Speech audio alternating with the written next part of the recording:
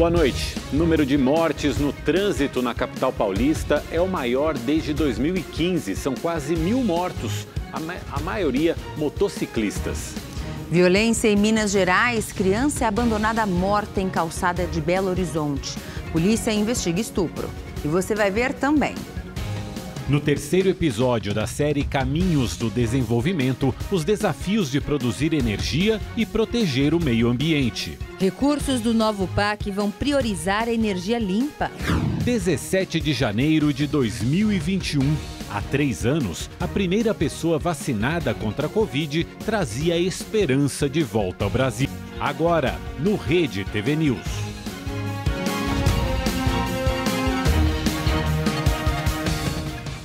Violência, abuso e crueldade no caso de uma menina de 12 anos assassinada em Minas Gerais. A criança foi abandonada morta em uma calçada de Belo Horizonte. Segundo a família, ela foi estuprada.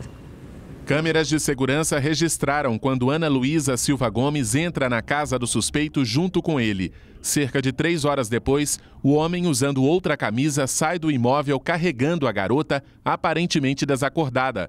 Ana Luísa foi deixada na calçada. As imagens ainda mostram que outra pessoa tentou reanimar a menina com o suspeito ao lado. Logo depois, o SAMU chega ao local, mas ela já estava morta.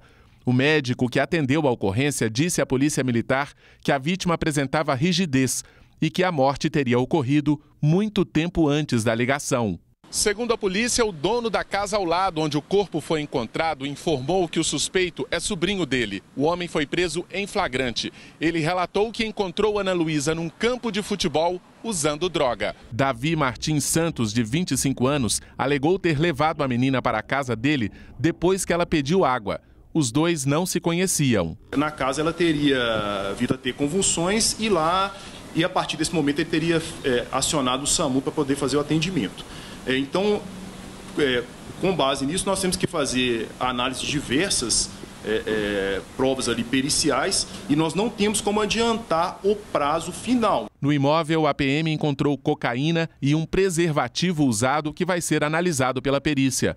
De acordo com os militares, não havia sinais de violência no corpo de Ana Luísa. Nós não podemos afirmar com certeza. O que nós temos são informações que denotam ali que o local era utilizado para consumo de drogas e, eventualmente, para a realização de práticas sexuais. Os vizinhos estão assustados. O suspeito tem passagens na polícia por tráfico de drogas, furto e estupro de vulnerável. Não sabia que ele fazia essas coisas, não, porque ele é um menino ter calma, assim, muito educado, né? Todo dia levou a avó dele no médico. Aí não sabia que ele era assim, não. O corpo de Ana Luísa foi enterrado hoje à tarde em Belo Horizonte.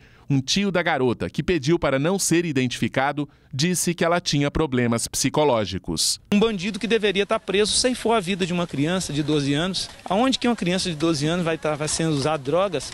A levou para lá para matar, dentro da casa. E foi constatado que ela foi abusada sexualmente. A gente espera que a justiça seja feita. A polícia do Rio de Janeiro analisa imagens de câmeras de segurança do prédio onde um americano foi encontrado morto. Ao vivo, o repórter Tony Vendramini tem as informações. Boa noite, Tony. Boa noite, Mauro. Boa noite, Gabi. Boa noite a todos que nos acompanham. O corpo do americano Brent Sikema já foi liberado aqui do Instituto Médico Legal e aguarda a retirada por parte dos familiares. Hoje o Disque Denúncia publicou um cartaz pedindo informações que levem ao autor do crime. A polícia analisa vídeos gravados pelas câmeras de segurança do prédio. Nas imagens, um homem chega de carro ao endereço de Brent por volta das 3h40 da manhã e entra no imóvel.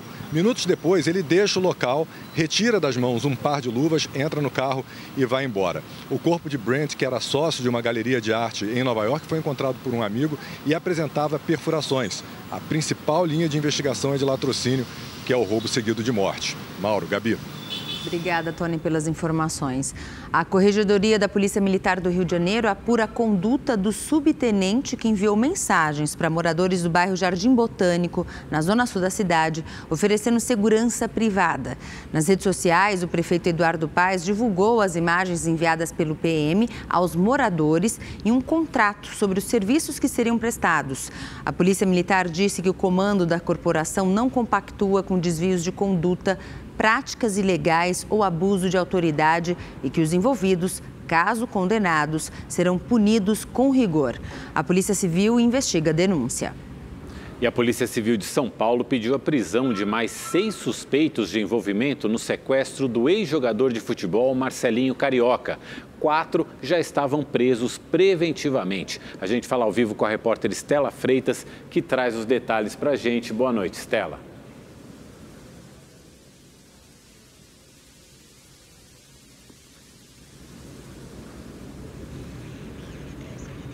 A gente está com problema no áudio da Estela Freitas, a gente tenta conectar com ela já para ter as informações. Um homem foi preso, suspeito de investigar uma quadrilha que roubava medicamentos usados no tratamento contra o câncer. Algumas das ações aconteciam dentro de hospitais. Os agentes saíram para cumprir 5 mandados de busca e apreensão e 3 mandados de prisão em 2 comunidades na zona norte do Rio. Na Mangueira, os investigadores prenderam Diego Almeida. Durante a ação, houve confronto entre policiais e criminosos. Segundo as investigações, os bandidos invadiam hospitais, principalmente unidades particulares, rendiam funcionários e iam até as geladeiras, onde os medicamentos usados no tratamento contra o câncer ficavam armazenados. Quando não conseguiam acesso, chegavam a usar martelos para arrombar os equipamentos. Em um dos casos, o prejuízo foi de aproximadamente R$1 milhão. Câmeras do circuito interno de um hospital particular da Zona Norte flagraram um dos crimes em novembro do ano passado. Durante a ação, um dos bandidos empurra uma mulher. Logo depois, ele quebra o vidro da geladeira que armazenava os medicamentos. Só neste roubo, o bando deixou um prejuízo de R$80 mil. Certamente, eles tiveram auxílio de funcionários ou ex-funcionários, que isso está sendo objeto da investigação. Já que eles tinham crachás e uniformes do hospital. Então, por isso, conseguiram uma certa facilidade para adentrar o estabelecimento sem que a vigilância tivesse desconfiado. Agora, a polícia tenta identificar os demais integrantes da quadrilha para descobrir quem são os receptadores dos medicamentos roubados. Esse material tem destino certo, né? Receptador para comprar esse material, já que tem um alto valor e não é vendido facilmente. E a gente volta a fazer contato com a repórter Estela Freitas, que tem mais informações sobre o caso do sequestro do ex-jogador Marcelinho Carioca. Né, Estela? Boa noite. Oi, Gabi, uma boa noite a você, boa noite a todos. Como vocês disseram há pouco, a polícia pediu a prisão de 6 suspeitos de envolvimento nesse caso. Esses 6 suspeitos foram identificados depois do trabalho da perícia, que encontrou impressões digitais deles no carro de Marcelinho Carioca. São 5 homens e uma mulher.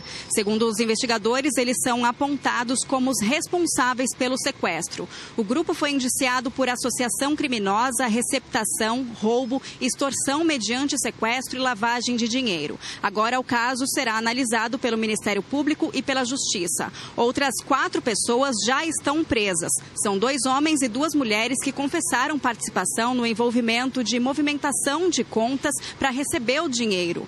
Marcelinho Carioca foi sequestrado na madrugada do dia 16 de dezembro, depois de sair de um show em São Paulo, quando parou na cidade de Itaquaquecetuba para entregar ingressos a uma amiga. Eles foram abordados pelos criminosos, que estavam armados e pediram cartões, senhas, desbloqueio de celulares para fazer transações via Pix.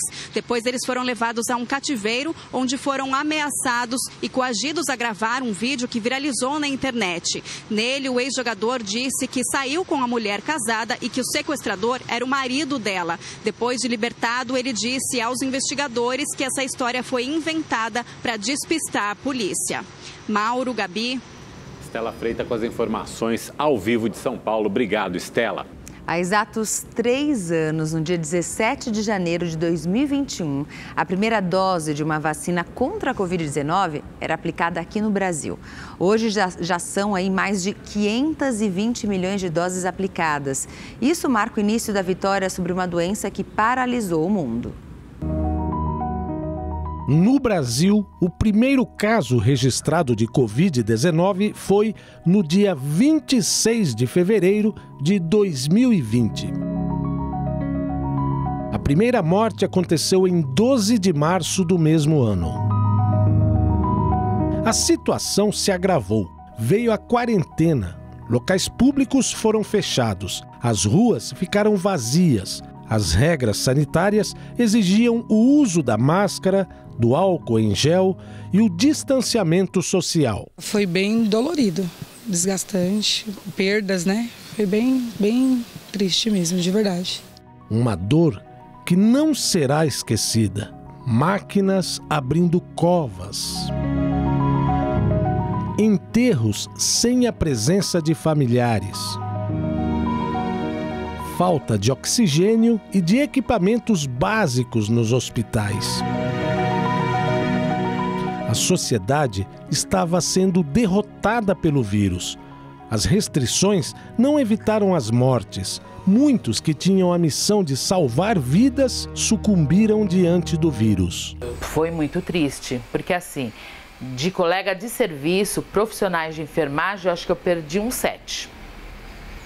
Assim, atuando, aí se contaminaram, foram internados, ficaram muito graves e foram a óbito. Dona Aparecida exibe orgulhosa o comprovante de vacina. Ela e o marido tomaram todas as doses. O que é isso aí? Comprovante de vacina? Todos eu carrego. Eu acho que é muito importante, né? Um salvamento de vida, né? Porque a Covid matou muita gente, né? O combate à doença era diário, era intenso, mas as autoridades tinham um desafio pela frente. O vírus precisava ser controlado e a única saída era a vacina. Minutos depois do aval da Anvisa, o Instituto Butantan aplicou em São Paulo a primeira vacina contra a Covid-19. Era a Coronavac.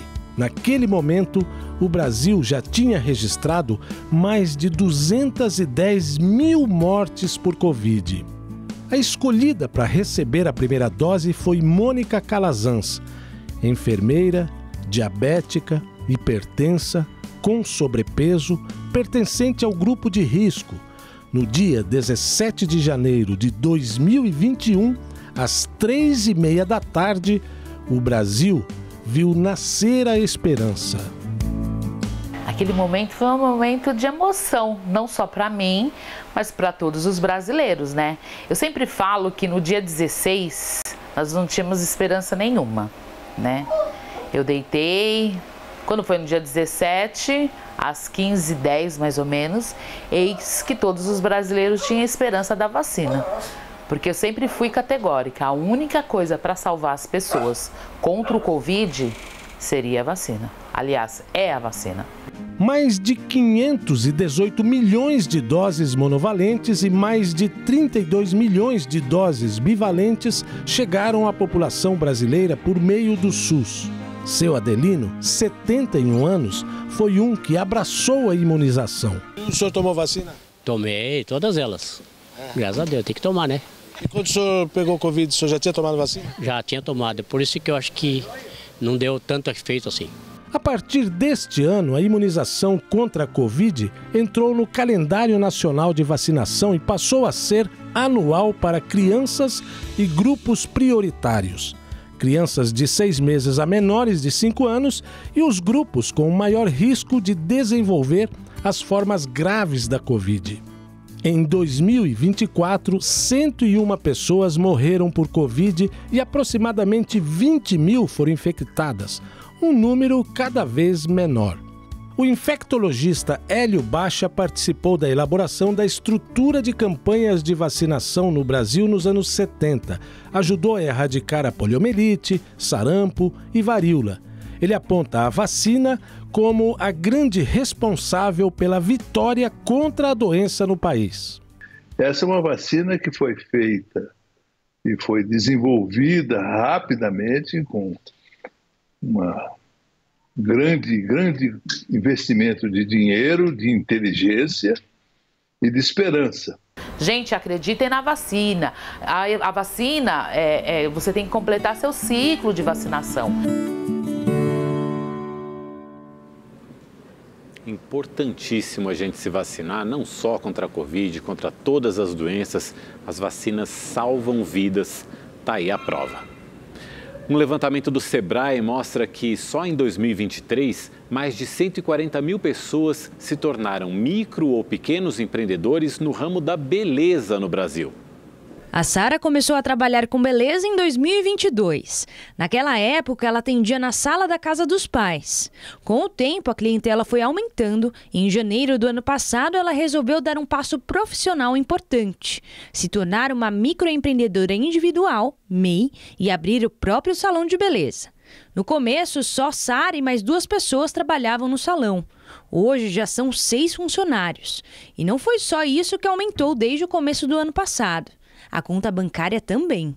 Do início do ano para cá, a gente já teve um faturamento bem mais legal, bem mais em conta. A gente fatura hoje em dia de 15 a 17, 18 mil por mês. Segundo um levantamento realizado pelo Sebrae, a partir de dados do Cadastro Nacional de Pessoa Jurídica, o CNPJ, da Receita Federal do Brasil, entre janeiro e setembro do ano passado, 143.306 microempreendedores individuais foram abertos na área da beleza em todo o país, o equivalente a 524 novos estabelecimentos por dia. Os serviços são os mais variados e vão desde cortes, tranças e tratamentos para os cabelos, maquiagem e unha, até a colocação de cílios. De acordo com o levantamento do Sebrae, os novos empreendedores do ramo da beleza representam 5% dos quase 3 milhões de microempreendedores individuais e micro e pequenas empresas que iniciaram as suas atividades em 2023. Um número que vem crescendo ano após ano. Eu acredito que vai crescer ainda mais esse setor, tem muita gente se especializando, muitas diferentes tipos de setor de beleza, de belezas que você pode se profissionalizar, se aperfeiçoar, então o crescimento nessa área é sempre muito exponencial. Mas não basta só abrir um negócio, é necessário cuidar muito bem para que a empresa cresça. Para quem já tem a sua MEI aberta, e quer se tornar uma empresa maior, vai procurar ter mais clientes, um atendimento de excelência, se diferenciar no mercado. É importante que você, por exemplo, esteja nas redes sociais, mostre o seu trabalho para mais gente, se torne mais conhecido ou no seu bairro ou na sua cidade. Então, querer crescer. A Sara Vitória já tem feito isso e está otimista. A minha meta é sempre ter mais franquias, né? A nossa primeira franquia vai sair assim, em nome de Jesus. Uma briga de trânsito em Uberaba, no Triângulo Mineiro, terminou com um dos envolvidos atropelado. Após a discussão, a vítima fica prensada contra o próprio veículo. O motorista dá marcha ré e sai do local, mas é detido logo depois. Em depoimento, ele contou que fez isso para se defender, porque o homem estava muito violento. O motorista atropelado teve uma fratura exposta na perna esquerda e continua internado. Segundo testemunhas, os dois já vinham discutindo há alguns quarteirões. E uma mulher embriagada foi presa depois de tentar roubar um micro-ônibus e bater em 4 táxis na zona norte de São Paulo. Segundo os policiais, o motorista havia deixado o ônibus parado com a chave na ignição e saiu para entregar o relatório diário ao fiscal da linha. Nesse momento, a mulher de 43 anos tomou a direção e logo bateu nos 4 carros estacionados. Ela foi identificada como Érica Samara Custódio e apresentava sinais de embriaguez, como desequilíbrio e odor de álcool. Quase 1.000 pessoas morreram no trânsito da capital paulista no ano passado. É o maior número de vítimas desde 2015. Os dados são do Sistema de Monitoramento de Acidentes do Governo Estadual. O aumento da frota de motos e o uso do celular no trânsito explicam o crescimento. 987 pessoas morreram em 2023. O número é o maior já registrado nos últimos 8 anos, quando as vítimas passaram de 1.100. De verdade, tá complicado. Os motoristas, cada dia que passa, eles estão mais aqui, ó, no celular. Tem que ficar bem atento, porque tem que ficar mais atento com os outros, né? Do que com você mesmo. É muito carro, muita gente estressado, querendo mudar de faixa toda hora, sem dar sinalização, e aí é onde as coisas acontecem. Para este especialista, o crescimento expressivo da frota de motocicletas desde a pandemia contribuiu com o aumento das mortes. É um fato novo que certamente deve estar contribuindo em muito com esse aumento da mortalidade, tanto do ciclista, dos motociclistas, dos pedestres, porque todos usam celular. De janeiro a dezembro do ano passado, o estado de São Paulo registrou queda de 1,5% no número de mortes em acidentes de trânsito, segundo o Detran. Já na capital paulista, as principais vítimas foram os motociclistas, com 426 mortos, valor que representa 43% do total de óbitos. A maioria das vítimas são homens, jovens com idades entre 18 e 29 anos. A motocicleta é um veículo extremamente vulnerável. Por quilômetro percorrido, ela mata 17 vezes mais que os outros veículos. E em virtude disso, tem que ter comportamentos e legislações e fiscalização muito eficientes para que haja uma proteção para quem dirige esse tipo de veículo. É um veículo que tem que ter muita atenção em cima da moto, né? Qualquer besteira é fatal. Olha, o trânsito de São Paulo tem 9.400.000 veículos. Falta educação de trânsito, falta fiscalização, falta punição e o resultado desse faroeste é esse que você acabou de ver. O aumento no número de mortes que poderiam ser evitadas. 2 carros foram atingidos por cabos elétricos energizados e pegaram fogo na zona sul de São Paulo. O Corpo de Bombeiros foi acionado e controlou esse incêndio. Não há informações sobre feridos. Esse é o segundo acidente envolvendo cabos de energia elétrica neste mês na mesma região da cidade. No outro caso, um homem morreu depois que o carro dele foi atingido por um cabo energizado. Ele foi eletrocutado ao abrir a porta do veículo. O programa Domingão Tarifa Zero completou 1 mês de funcionamento na cidade de São Paulo. Segundo a SP Trans, houve um aumento médio aí de 31% no número de passageiros que usaram os ônibus municipais. Após a implantação do benefício, a demanda nos 7 dias do programa foi de 2,28 milhões de pessoas. Foram transportados mais de 16 milhões de passageiros. O programa é da Prefeitura e permite que pessoas usem o transporte público de graça aos domingos e feriados.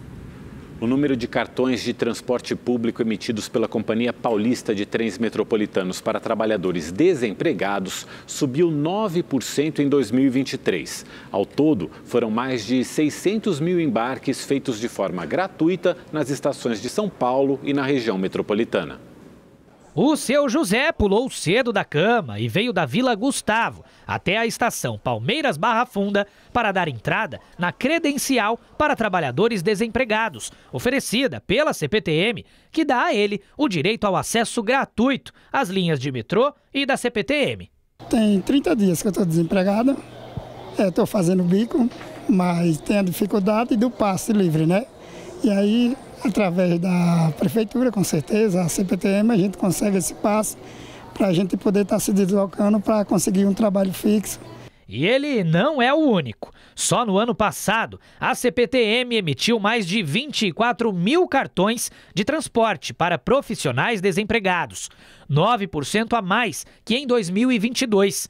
Uma média de 2 mil cartões feitos por mês, que garantiram quase 600 mil embarques com acesso gratuito em São Paulo e na região metropolitana.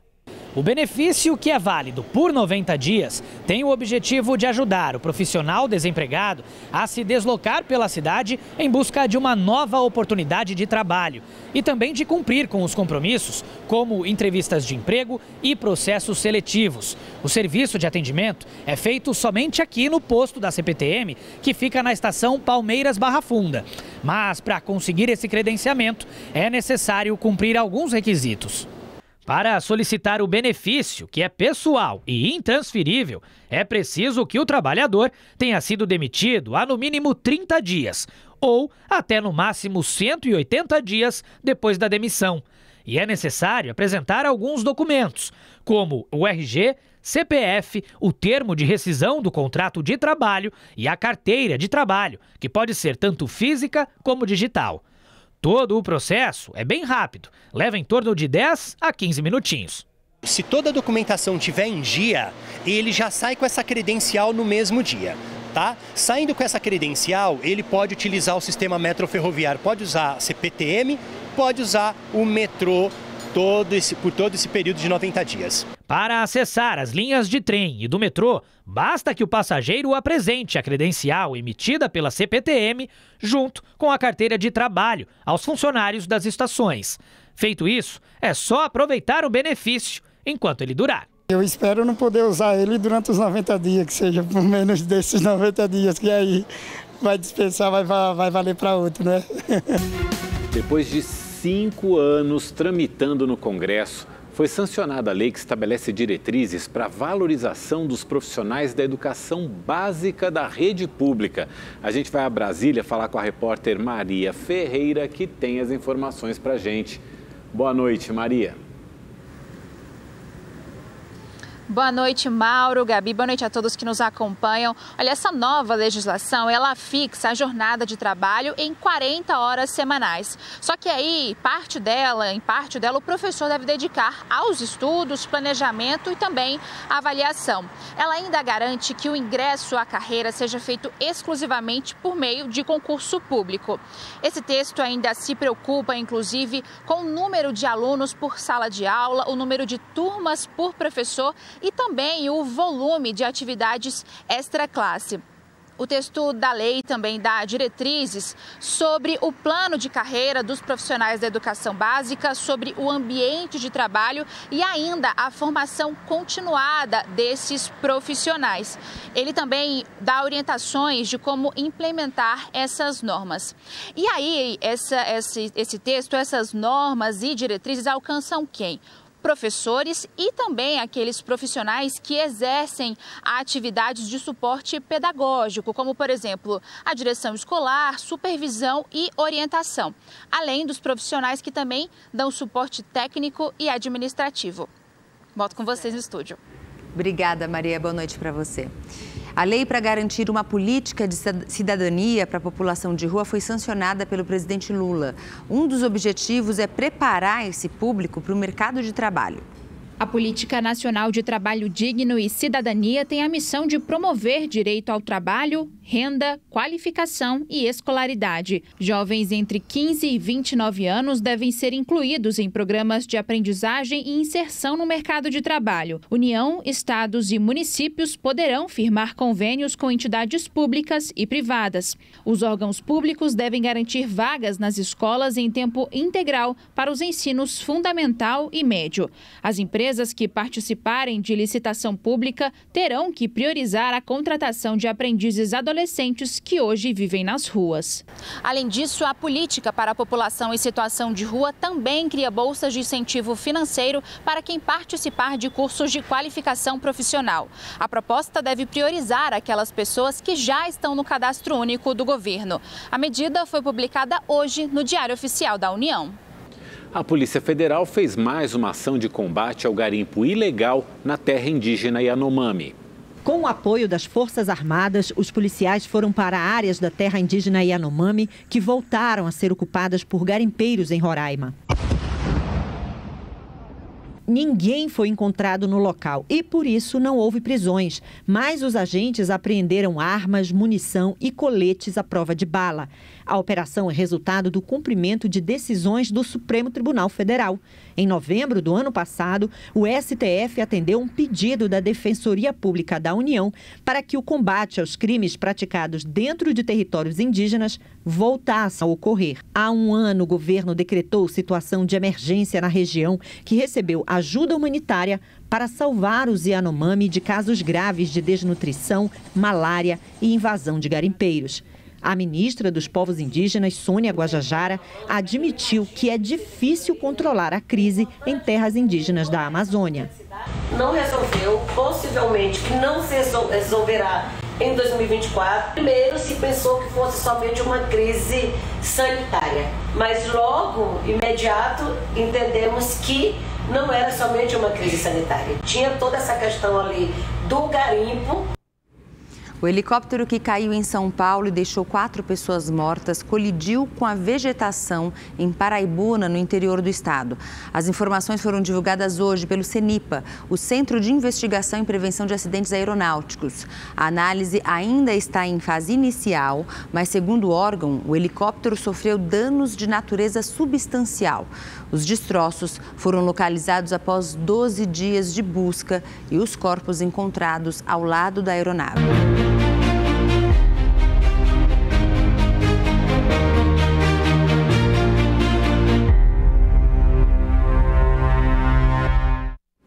A série Caminhos do Desenvolvimento trata hoje de um tema fundamental para o crescimento econômico, a energia elétrica. Por um lado, a economia depende cada vez mais de energia. Por outro, muitas vezes, a geração de eletricidade pode ser vilã do meio ambiente. Pois é, e para reduzir esse impacto ambiental, o governo federal vai usar recursos do novo PAC, o Programa de Aceleração do Crescimento, para promover a produção de energia limpa.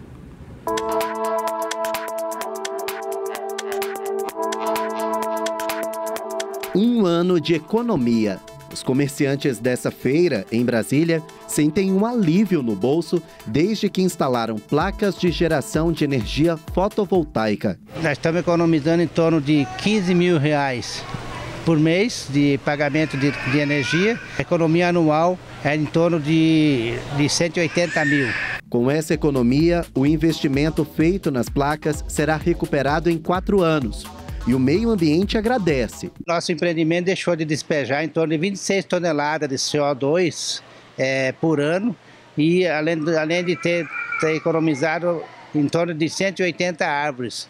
E cada árvore conta num planeta que pede medidas urgentes para frear o aquecimento global e suas consequências devastadoras. No ano passado, na COP28, a Conferência das Nações Unidas para a Mudança do Clima, o Brasil apresentou uma meta ambiciosa: reduzir em 53% a emissão de gases de efeito estufa até 2030. E a geração de energia limpa é fundamental para atingir esse objetivo. O governo federal se comprometeu a dar prioridade ao tema e destinar mais de 73 bilhões de reais do novo PAC, o Programa de Aceleração do Crescimento, para 343 obras deste tipo. Os novos empreendimentos vão adicionar 18 mil megawatts ao sistema elétrico.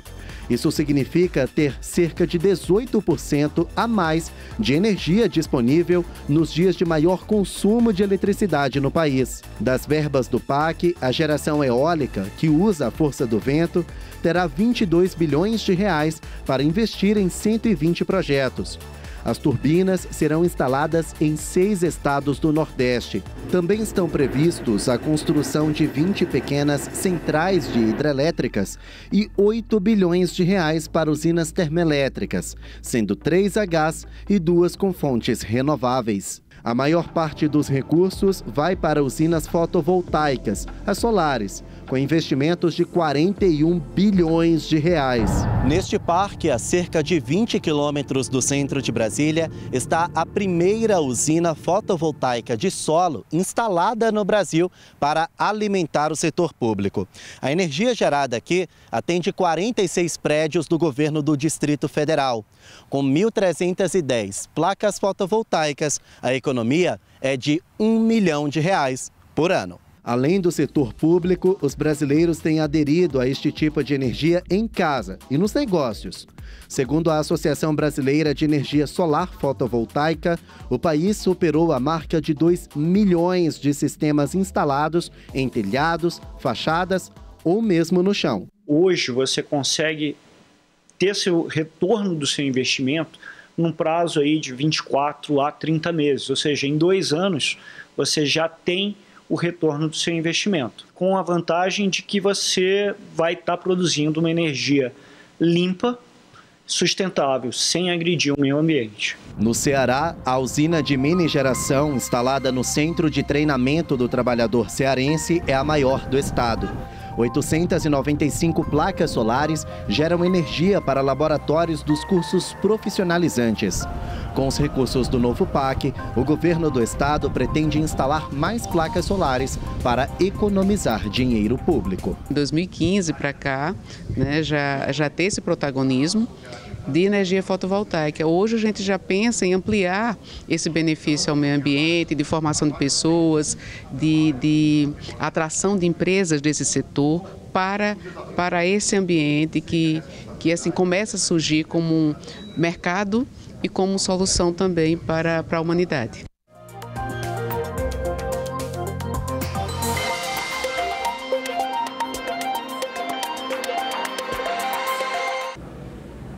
Mudando de assunto, gente, uma pessoa morreu depois de um novo temporal atingir Porto Alegre e a região metropolitana.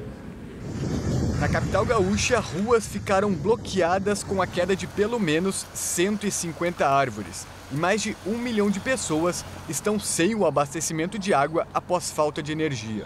O muro de um shopping na zona norte da cidade cedeu e deixou uma via importante parcialmente fechada.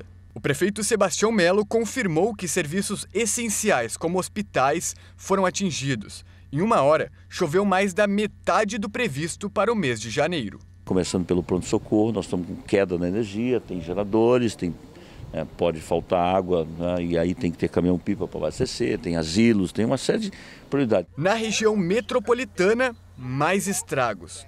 Moradores de Cachoeirinha tiveram as casas destelhadas. E começou a dar uns estouros, inclusive deu um estouro forte de vidro. Aí a gente se apavorou, pensou que estava levantando o teto lá em cima, alguma coisa. Aí no outro dia de manhã que eu fui ver, que eu abri a janela da frente, que eu fui ver que o vidro tinha caído em cima do carro e dando, claro, um estrago, mas foi muito horrível. Vento horrível, escureceu Cachoeirinha, era muita chuva mesmo. Eu, com 74 anos, nunca vi coisa igual assim. Por volta das 10 horas da noite de ontem, um homem se abrigou embaixo desta marquise aqui. Mas o temporal foi tão forte que a estrutura não suportou e cedeu. Ele não resistiu. Um óbito, uma pessoa em situação de rua, né? Também um motoboy que se abrigaram embaixo de umas marquises do mercado, acabou cedendo. O motoboy conseguiu correr e acabou outra pessoa ficando e faleceu. Então, triste, uma situação triste na cidade. Em Canela, na Serra Gaúcha, 11 pessoas tiveram que deixar as residências e 500 metros de lona já foram entregues. Já em Gramado, as decorações do famoso Natal Luz ficaram completamente destruídas. O INMET alerta que a partir de amanhã, o sistema de baixa pressão que atinge o Rio Grande do Sul perde força e se desloca para o mar, acendendo o alerta nos estados de Santa Catarina e Paraná. Pois é, vamos saber com mais detalhes como é que vai ficar o tempo amanhã. O Igor Silveira já está aqui com a gente. Tudo bem, Igor? Tudo certo. Como é que fica o tempo para amanhã, a previsão para essas regiões aí que a gente está vendo, que estão sendo afetadas, esse estrago todo aí por causa da chuva? Boa noite, Mauro. Boa noite, Gabi. Boa noite para você que está em casa. Pois é, ainda tem previsão de chuva, viu? O sul do Brasil ainda está em alerta vermelho para fortes temporais. Só que a partir de amanhã, como a gente viu na matéria anterior, essa tempestade passa para Santa Catarina e também para o Paraná. Já em São Paulo, o tempo fica quente e abafado, viu? Mas tem previsão de chuva. Inclusive, já choveu hoje em algumas regiões. A máxima fica na casa dos 35 graus amanhã, 31 graus na sexta-feira e 28 graus no sábado. Agora, hoje, no Rio de Janeiro, o bairro de Guaratiba, que fica na zona oeste, registrou a maior temperatura do verão deste ano. Às 11h30, os termômetros marcaram 41,8 graus. Já a sensação térmica foi a maior do ano, 59,5 graus. Por isso que muita gente aproveitou para curtir a praia, como a gente vê aí nas imagens. Amanhã, o tempo fica abafado em todo o sudeste, viu? Olha só as temperaturas, máxima chegando aos 33 graus em Belo Horizonte, 39 graus no Rio de Janeiro, calorão, e 35 graus em Vitória, no Espírito Santo. Na região norte, tempo abafado e com previsão de chuva, máxima chegando aos 33 graus em Manaus. No nordeste, calorão, tempo firme e seco. Os termômetros registram 33 graus em Fortaleza, viu, Gabi, Mauro? Obrigada, Igor. Boa noite para você. E o Rede TV News fica por aqui. Obrigada pela sua companhia. Obrigado pela companhia, uma ótima noite e até amanhã.